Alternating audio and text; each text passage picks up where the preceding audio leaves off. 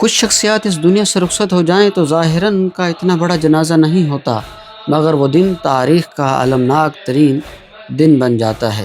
15 رجب وہ دن ہے کہ جس دن نے ایک مرتبہ پھر ہمیں کربلا کی یاد دلائی، وہ دن جس دن حضرت زینب کبریٰ سلام اللہ علیہا کی شہادت ہوئی، وہ بی بی کہ جو مظلوم کربلا کے ساتھ رہیں، جو کربلا کے بعد ان کے پیغام کی امانت دار رہیں۔ روایات میں ملتا ہے کہ مدینہ میں بی بی کی حالت یہ تھی کہ لم ترى زینب ضاحکۃ، کہ بی بی کو کسی نے مسکراتے نہ دیکھا تھا۔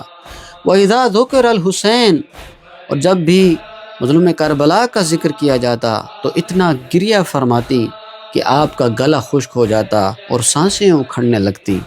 اور روایات بتاتی ہیں کہ زاہدۃ عن الدنیا، کہ بی بی دنیا سے بے نیاز ہو چکی تھی اور خدا سے ملاقات کی منتظر تھی۔